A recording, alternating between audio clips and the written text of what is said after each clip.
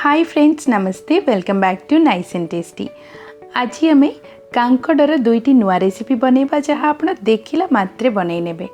मुझे 4टी बड़ कांकड़ नहीं।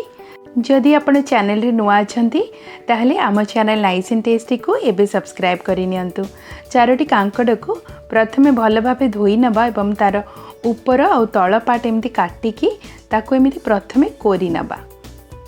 4टी कांकड़ कोरी नेला परे तार पानी आमे फोपाड़ीबानी, एमिति कोरिकी प्लेट रे अलगा रखिबा। तापरे गोटे पात्र रे किछि पानी नै जिबा एवं आमको आवश्यक गोटे मीडियम साइज रो आलू को डायरेक्ट आमे पानी भितर एमिति कोरी नबा, जहाँ द्वारा आलू को आमे भल भाबे धोईकी चिपुड़ीकी बाहर करि परिबा। आलू कोरिबा एटी हे जाइछि। वर्तमान ए कोरा आलू को मु धोईकी चिपुड़ीकी सेम प्लेट रे रखि नउछि। तापरे सबगुड़ा मिसेबा पई गोटे बड़ पात्र नै जिबा, सेथिरे कोरिकी रखिथिबा कांकड़ पकै नबा एवं कोरिकी रखिथिबा आलू को भी पकै नबा। गोटे छोट पियाज को एमिति छोट करी काटिकी पकै नबा। एठी मु छोट साइज रो पियाज नैछि। 2-4 कोळ रसुन को एमिति छोट करी काटिकी पकै नबा। 2-3टी कंचा लंका को छोट करी काटिकी पकै नबा। वर्तमान स्वाद अनुसार लूण पकै नबा। 1/4 टीस्पून हलदी गुंड पकै नबा। 1/2 टीस्पून गरम मसाला पाउडर बा चिकेन मसाला पाउडर एवं तापरे पकेबा सेथिरे 3टी बड़ चमच बेसन। वर्तमान एथिरे पानी न देकी प्रथम एमिति मिसेबा।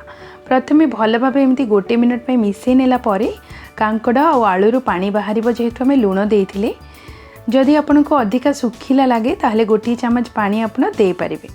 एठी एमिति भाबरे गोळेई नबा, जहाँ द्वारा धरिले जेमिति से बॉल टाइप रो हेउथबो। जदि आपनकर एठी टिके पतला हेगला ताहले आपण आउ टिके मैदा किंबा बेसन दे पारिबे। मिसेबा हे जाइछि। याको कवर करिके छाडी नबा।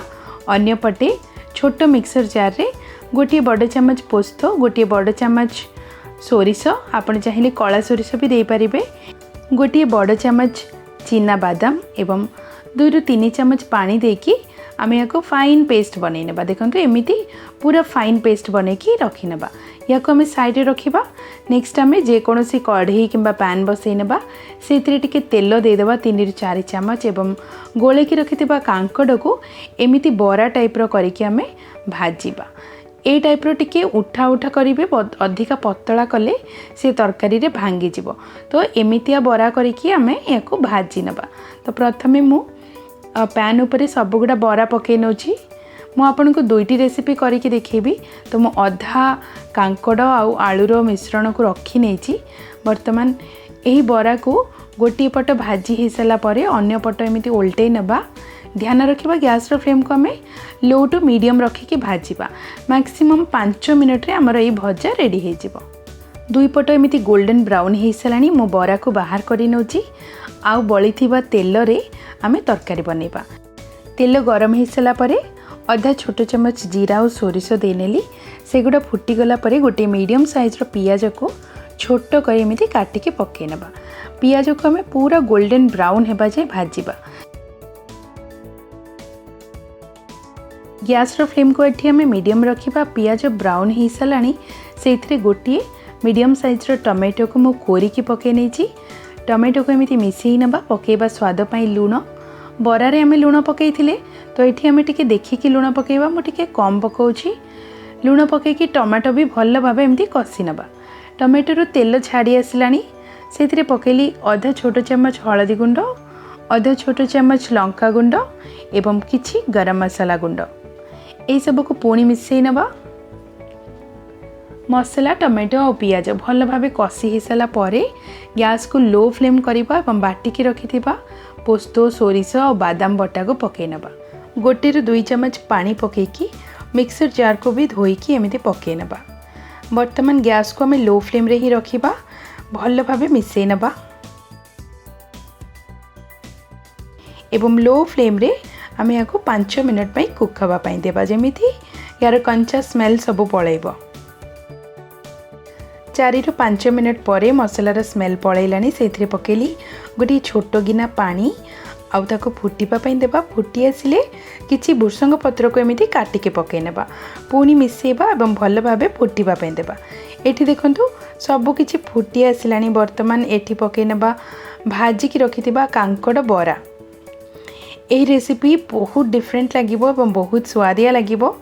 जनरली कांकड़र पुराना वेराइटी खाई खाई बोर लगिले आपण ये रेसिपी थरे निश्चय बनइबे। कांकड़ पके नेला परे मु तळ उपर करी भल भाबे मिसई नउची एवं भल भाबे मिसई नेला परे गैस को स्लो करी नबा आ घोड़े की कुक करबा 5 मिनट पई। स्लो फ्लेम रे 5 मिनट एठी देखंतु कुक हे सलानी। पुणी याको एमिति मिसई नबा तळ उपर करकी आ गोटी मिनट पई एमिति फुटीबा पई देबा। फाइनली तरकारी रेडी हो सारानी। एथिरे लास्ट रे पकेबा गोटे छोट चमच चीनी। मो हाथ रे एमिति किछि चीनी पके नउची। चीनी पकेकी पुणी भल भाबे मिसई नबा और गोटे मिनट फुटीबा पई देबा। जदि आपनको ग्रेवी टिके पतला दरकार ताहले आउ टिके पानी देई परिबे। बस हमर फाइनली तरकारी रेडी हो सारानी। गैस को बंद करिकी मो सर्विंग प्लेट को बाहर करी नउची। केते सुंदर और सुआदिया कांकड़र नुआ तरकारी बनिकी रेडी हो सारानी। बस या को आपण भात किंबा रोटी सहित खाई परिबे, बहुत स्वादिया लगिबो। कांकड़र आउ गोटे रेसिपी देखि नेबा। सेम तावा किंबा पैन रे आमे जो कांकड़ को गोले की रखिथिले ताको एमिति टिके पतला करिकी तेल रे एमिति भाजी नबा। 2 ରୁ 3 चम्मच तेल पके नेची। तापरे कांकड़ को छोट छोट राउंड शेप नेकी ताको तावा रे एमिति पतला शेप करिकी आमे पकेबा। मोटा कले कांकड़र बरा गुडा भल लागिबनी। जहाँ में तरकारी रे पकेइथिले एमिति पतला करके भाजिबे ताहा द्वारा क्रिस्पी आ बहुत स्वादिया बनिकी रेडी हबो। गोटे साइड मोर कुक हो सारानी। ताको मो ओलटई नउची। एमिति ओलट पालट करिकी मिनिमम 4 ରୁ 5 मिनट रे ए कांकड़ बरा रेसिपी भी रेडी हो जिवो। एही कांकड़ बरा भी भात सहित खूब स्वादिया लागिबो। आपण चाहिले याको भी लंच रे बनेकी खाई परिबे।